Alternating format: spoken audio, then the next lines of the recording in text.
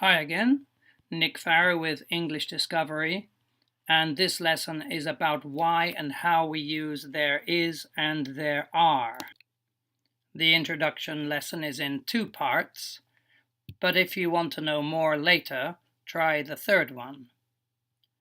The grammar pattern is quite easy, so the main focus of this lesson is the use and meaning of there is and there are, and why this pattern is a no-no.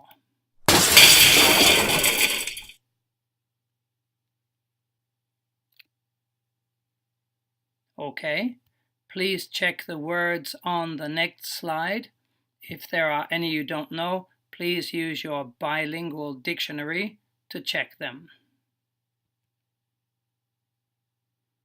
The first words are some of the key words we will be using. And then there are some grammar words too. Please pause the video until you are ready to continue.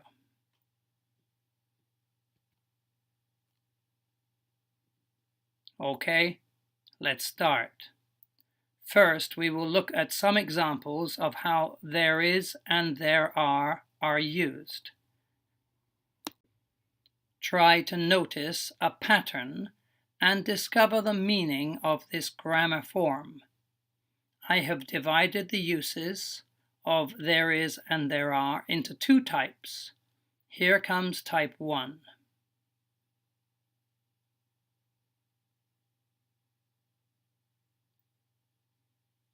Here you can see one very short conversation, and here are two more.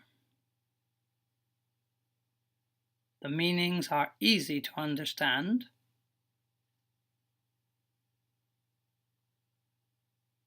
Okay. You can see the grammar is quite simple. The question is, why do we use this form? First, we can say that this pattern is usually used to say that something exists. A bug, or maybe some apples, and a future meaning. That's not really existence, but it's something that's going to happen. At the same time, it means we are telling the other person some new information. These are the key points. Let's look at another use of there is and there are. In this example, we see a very short piece of writing about somebody's hometown. Pause the video and read everything. What kind of message is this writer writing about? Again, as in type 1, the written piece is about existence, the things in his or her town. But the focus is not so much on providing new information. It is more about describing the things in that person's hometown, the features of the town.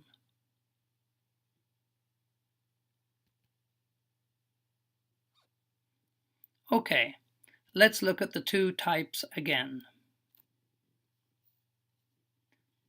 And then, can you make a sentence formula to explain the there is, there are pattern? Okay, here it is. Almost always there is or there are is at the beginning of the sentence. Next comes the main topic. This is what we are talking about. And finally, we have the location.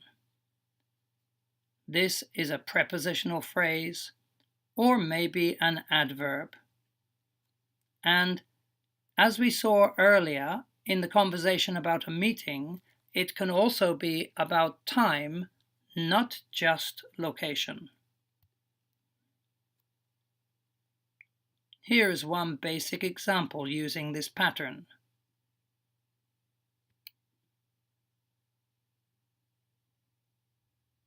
Although 7 teachers is the topic of the sentence, it's not the grammatical subject of the sentence. We will soon look at why we use there as the subject. But first, let's look at a longer example of some writing.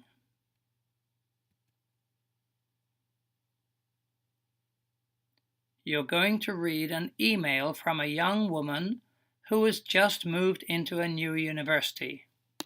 She is describing the university's features and points to a friend in another university. Maybe you need to pause to check the vocabulary words below before you read it.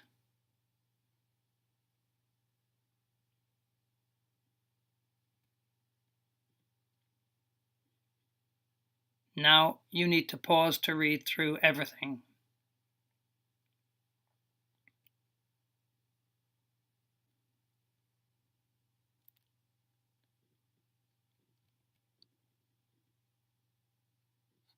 Okay. Have a look at the question. Check back. It should be clear that there is and there are come at the beginning or the head of each sentence. However, you may see them appear after a conjunction such as and or but. And in one case, there are appears after the word unfortunately. Still, in all these cases, the function or job of there is and there are does not change. They are telling us that something exists. So what then does there mean in there is or there are?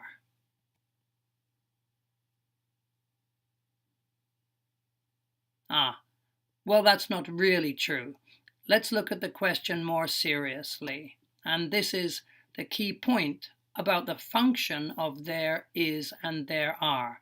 That's to say, how and why we use this form. Here is an example conversation.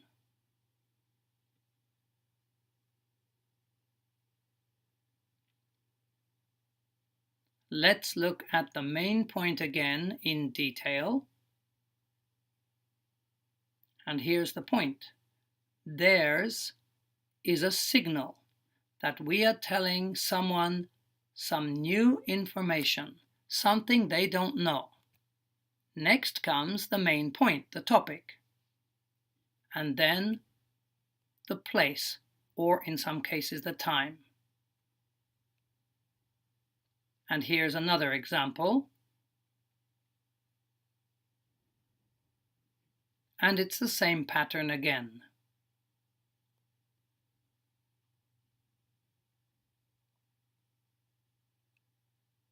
Let's move on. Okay, look at this simple map. First, I will show you 2 examples, and then you will have 3 chances to practice the pattern yourself.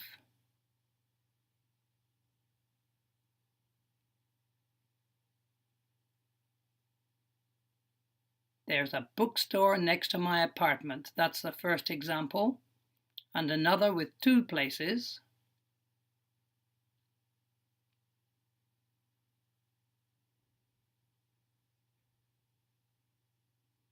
Okay. Now you try. Look at the picture and you will see places appear. Try to make a sentence. The words you choose may not be exactly the same, but the basic pattern should be correct.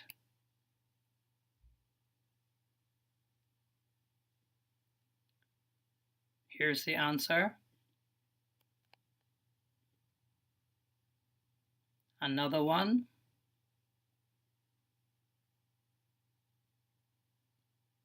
And here's a possible answer.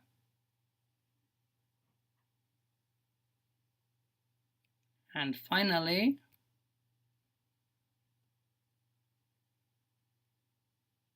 and here's a good answer for this one. I hope you got something similar to these answers.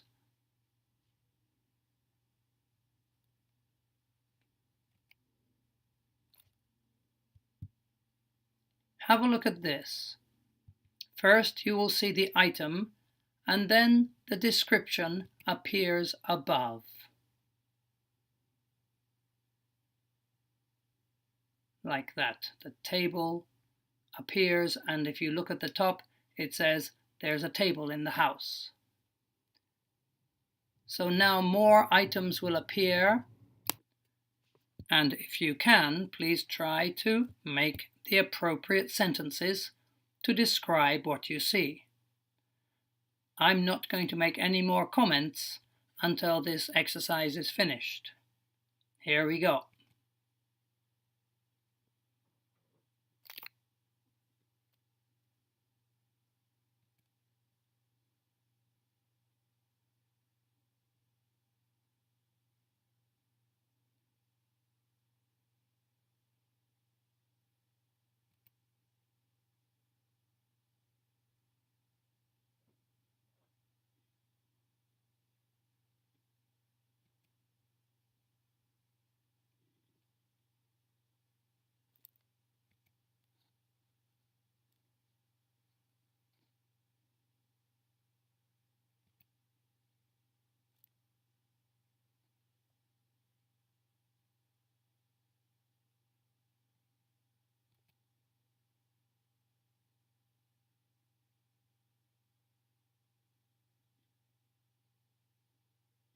Okay, that's everything. I hope you were able to make some sentences similar to the ones which appeared at the top.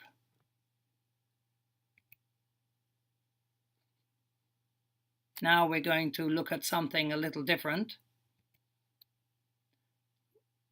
Jenna is replying to the email from her friend Emma.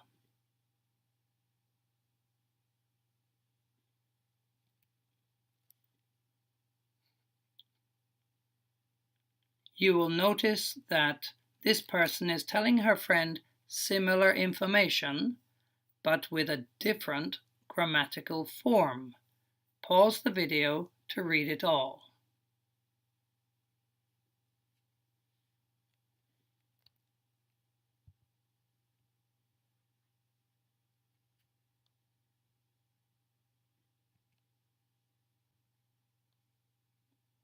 Okay, here comes the first point.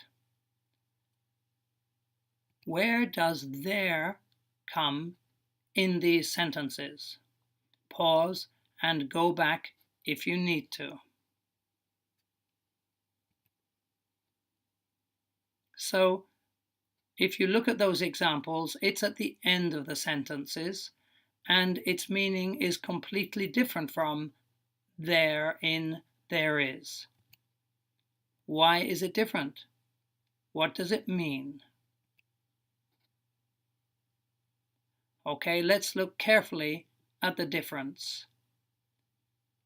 Here is the new information signal, there are, and here's the topic, and this is the location.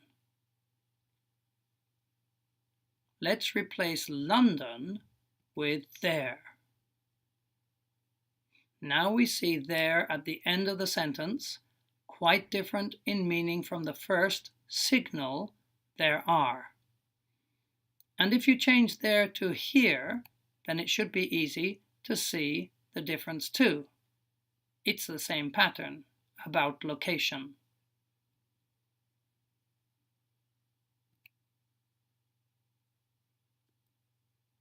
Here are the examples again from the email.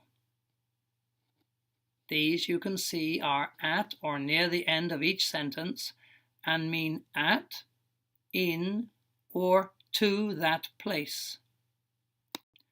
The first two are to the sports center or to the swimming pool, and in the nice lounge.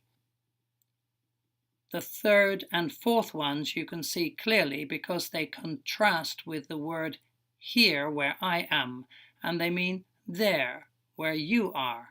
Again, a location.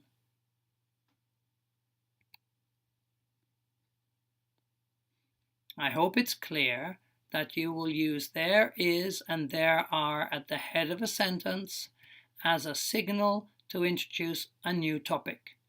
At the end of the sentence, there refers to a location.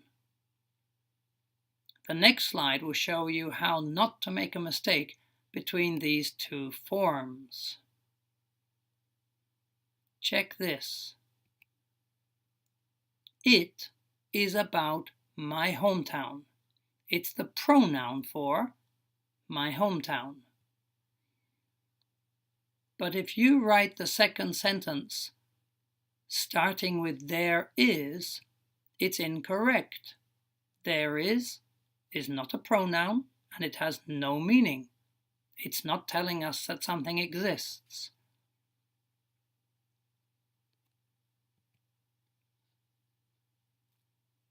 Next point. And we are still talking about the second email from Jenna about her very nice university. And here's the question. Emma used there is many times in the first letter. How about Jenna's response? Well, you can see Jenna is using have and has. Are they the same as there is? Not really. But many times it's possible to use either form. Let's look in detail at how they are used differently. Please note here, I'm not teaching grammar rules. I'm trying to show you or give a general sense of how they are used most naturally. Okay, this table shows the main points. Have can be used for describing features of people, things, and places. But we don't choose it when we want to tell someone that we have some kind of news. There is often used for describing places, but not for describing people. However, it is usually the best choice for giving news or new information.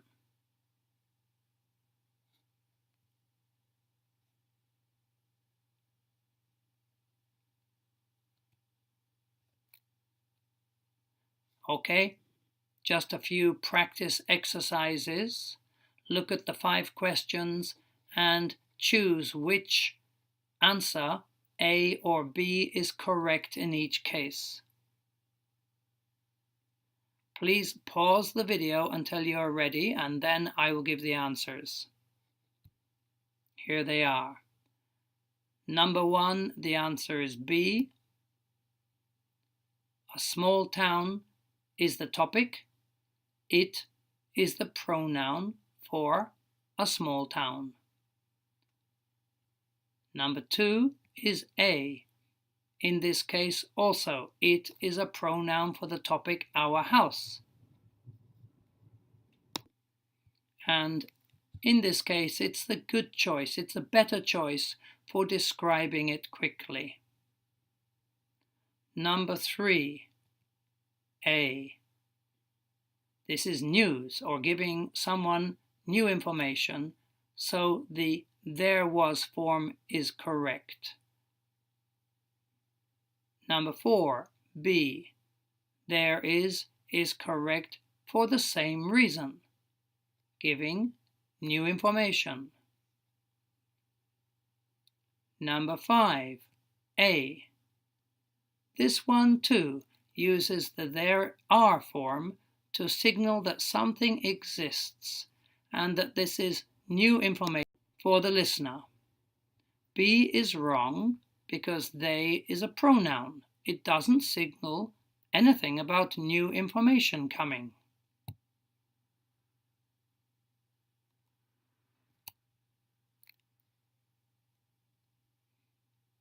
Now a quick review. This is the grammar form we studied. There is signals that a new topic is coming with new information, and that is followed by a location or a time or a date or a day. There is has the function of signaling news or of describing places.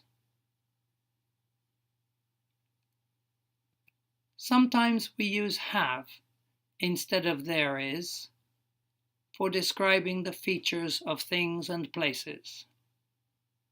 And finally, be careful not to mix the signal there is and the there at the end of a sentence.